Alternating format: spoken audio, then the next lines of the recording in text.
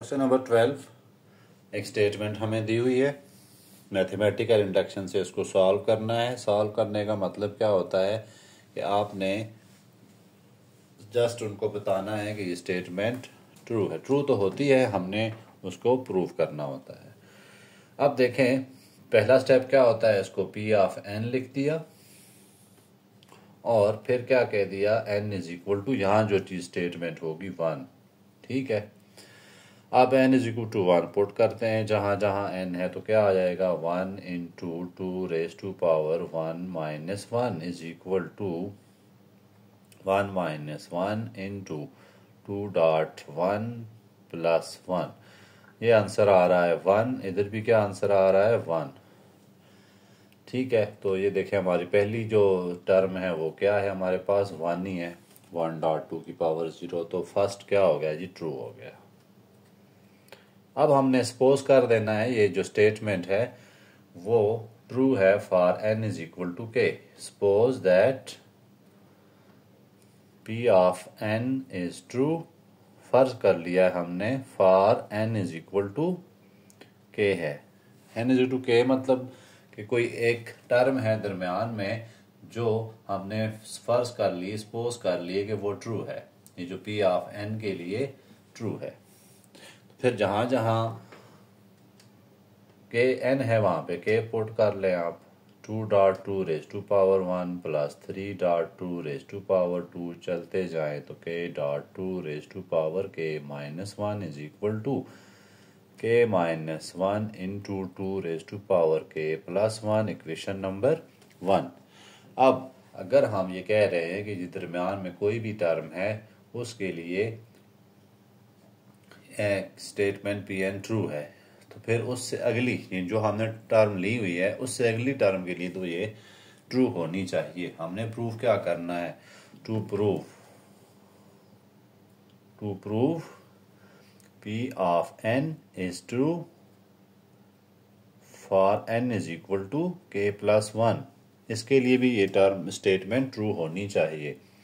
तो फिर जो गिवन स्टेटमेंट है उसमें हम ये चीज़ पुट कर देते हैं 1.2 प्लस 2.2 की पावर 1 प्लस 3.2 की पावर 2 प्लस अप टू चलते जाएं k plus 1 into 2 raise to power k plus 1 minus 1 is equal to k plus 1 minus 1 into 2 raise to power k plus 1 plus 1। थोड़ा सा इसको सिंप्लीफाई करने की कोशिश करते हैं। 1.2 raise to power 0 plus 2.21 plus 3.2 square plus आगे आ जाते हैं k.2 k माइनस 1। अब मैंने क्या किया, इससे पिछली टर्म में लिख दी है k प्लस 1 टर्म है ना, फॉर एग्जाम्पल 20 टर्म है तो इससे पिछली टर्म मैंने लिख दी ये वाली। ये टर्म के कहाँ से लिखनी है, इसी को देख के लिख देनी है। यहाँ तक तो ये हमने ट्रू मानी हुई है, इससे अगली टर्म मैंने ये लिखी है। अगर इससे अगली टर्म ये है तो पिछली टर्म क्या होगी, ये टर्म होगी। वहाँ तक मैंने लिख दी है। उसकी वजह क्या है कि मैंने इसकी वैल्यू पुट करनी होती है k plus 1 2 raise to power k is equal to k into 2 raise to power k plus 1 plus 1। अब इस सारी को मैं ख़त्म करके इसकी जगह में क्या लिख देता हूँ, इक्वेशन 1 से वैल्यू उठा के लिख देता हूँ। क्या है मेरे पास, k minus 1 2 raise to power k plus 1। देखें ये वाली वैल्यू मैंने यहाँ लिख दी है इसकी जगह, plus k plus 1 into 2 raise to power k is equal to k into 2 raise to power k plus 1 plus का 1।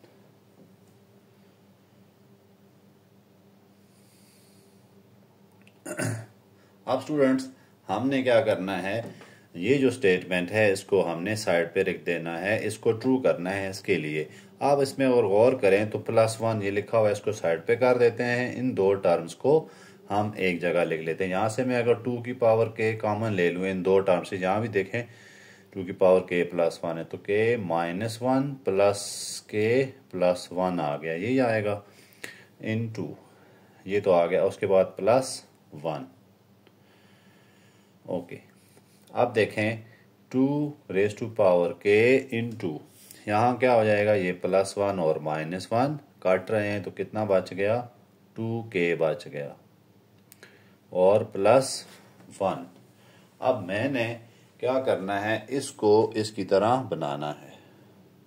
ठीक है, यहाँ जो 2 है उसको मैं ऐसे भी लिख सकता हूँ। ये जो 2 लिखा हुआ है मैं इसको 2 की पावर k, और k को मैं पीछे लिख देता हूँ, +1 को आगे लिख देता हूँ। कुछ फर्क नहीं पड़ना, जगह चेंज की है, मल्टीप्लाई हो रहे हैं। अब k इंटू 2 की पावर 1 है, यहाँ 2 की पावर k है, तो क्या हो जाएगा 2k + 1 प्लस का 1। ये हमारे पास लेफ्ट हैंड साइड जो है वो मैंने राइट हैंड साइड के इक्वल प्रूव कर दी है।